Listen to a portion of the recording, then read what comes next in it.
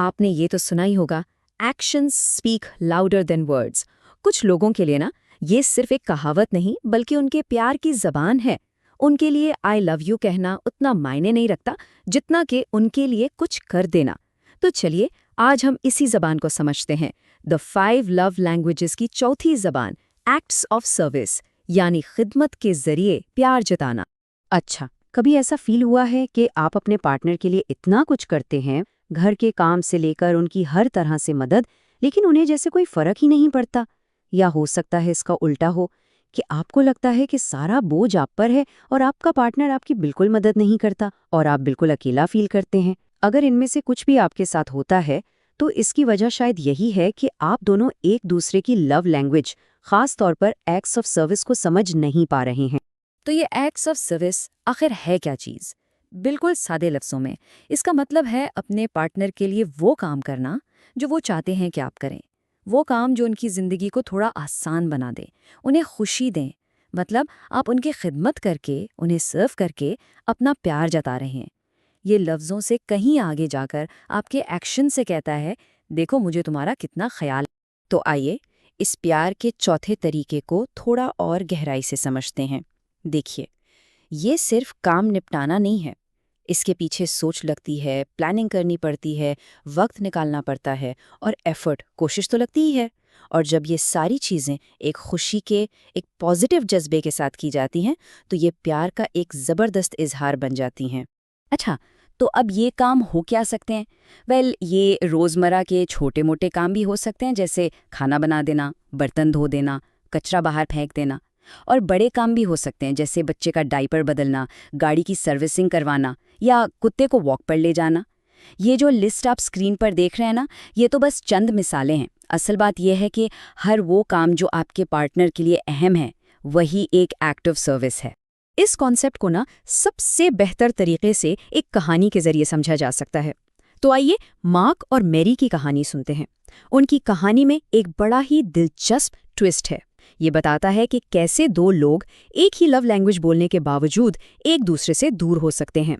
Mark को ये शिकायत थी कि वो दिन भर काम करके थका हारा घर आता है और आगे घर बिखरा हुआ मिलता है। उसे लगता था कि मैरी को इस गंदे बिखरे हुए घर में रहने से कोई मसला ही नहीं है और इसकी मेहनत की बिल्कुल कदर नहीं है। उसकी फ्रस्ट्रेशन इस लेवल तक पहुंच गई थी कि उसने कहा, मुझे तो लगता है कि वो किसी सुअर के बारे में भी खुशी खुशी रह लेगी। अल्फाज बहुत सख्त थे, लेकिन इनमें उसकी गहरी मायूसी छुपी हुई थी। उसके लिए एक साफ सुथरा घर, प्यार और इज्जत की निशानी थी जो उसे नहीं मिल रही थी। अब दूसरी तरफ मैरी को सुनिए। उसकी कहानी बिल्कुल अलग थी। उसे गिला ये था कि शादी से पहले मार्क हर काम में उसकी मदद करता था, बर्तन धोने से लेकर हर चीज में। लेकिन शादी के बाद ऐसा लगा जैसे उसने सब कुछ छोड़ दिया हो। मैरी को फील होता था कि सारी जिम्मेदारियां बस अकेले उसके कंधों पर आ गई हैं। और यहाँ आता है सबसे हैरान करने वाला पार्ट। उन दोनों की primary love language acts of service ही थी। दोनों एक ही जबान बोल रहे थे। तो फिर मसला कहाँ था? मसला ये था कि वो एक ही जबान के दो अलग अलग डायलेक्ट्स या लहजे बोल रहे थे। जो काम मार्क के लिए अहम थे, वो मैरी के लिए नहीं थे, और जो मैरी चाहती थी कि मार्क करे, वो मार्क को अहम नहीं लगते थे। तो जब उन्हें बिठा के पूछा गया कि आप असल में एक दूसरे से चाहते क्या हैं, तो जो उनकी लिस्ट सामने आई, उनसे सारा मसला ही वाज़े हो गया। देखिए ज़रा, माँ की लिस्ट में क्या था कि बिस्तर ठीक हो, बच्चे का चेहरा साफ हो और मेरी के जूते क्लोजेट में हों। और मेरी क्या चाह रही थी कि माँ गाड़ी धोए, काम से आकर बच्चे को संभाले और लॉन की घास काटे।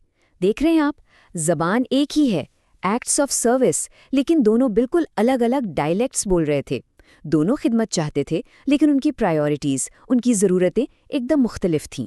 मार्क और मैरी की कहानी से हमें एक और बहुत ज़रूरी चीज़ सीखने को मिलती है। ये सबक है रिक्वेस्ट यानी गुजारिश और डिमांड यानी हुक्म के बीच का फ़र्क।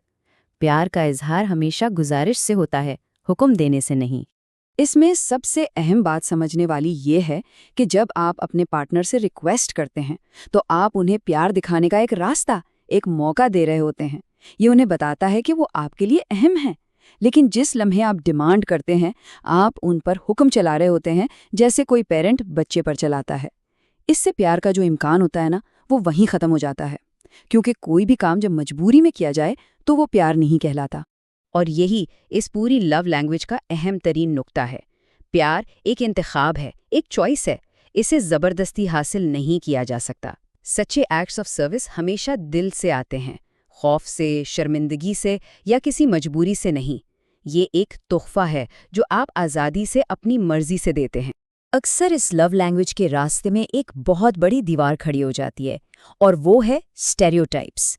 मतलब मर्द और औरत के किरदारों के बारे में हमारी वो पुरानी घिसी-पिटी सोच।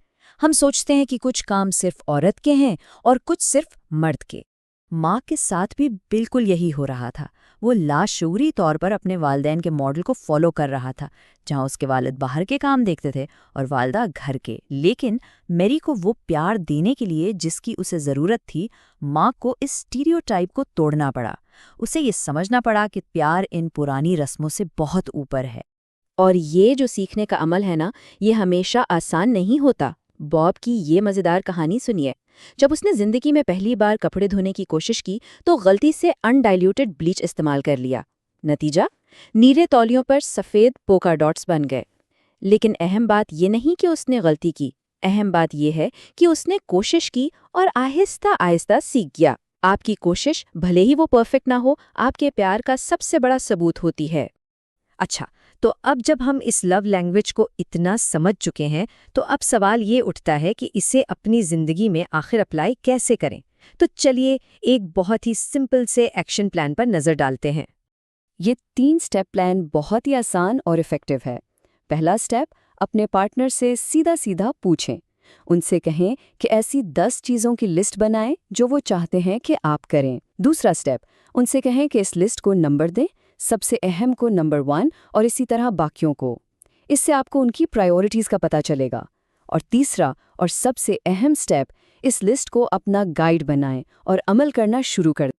इसके अलावा कुछ और आइडियाज़ भी ट्राई कर सकते हैं, जैसे वो कौन सा एक काम है जिसके लिए आपका पार्टनर सबसे ज़्यादा कहता है, उसे करके उन्हें सरप्राइज़ दें। देखिए, उनके बार बार कहने को नैगिंग ना समझें, बल्कि एक टैग समझें, एक इशारा कि ये चीज़ उनके लिए वाकई बहुत ज़रूरी है। छोटे छोटे काम भी बहुत मायने रखते हैं। और कभी कभी कोई काम करने के बाद एक छोटा सा प्यार भरा नोट छोड़ देना, जैसे टू यू विद लव, उस काम की कीमत को दुगना कर देता है। तो आखिर में एक सवाल आपके लिए, इस सब कुछ को सुनने और समझने के बाद आज अभी आप अपने पार्टनर के लिए प्यार जताने का कौन सा एक छोटा सा काम कर सकते हैं?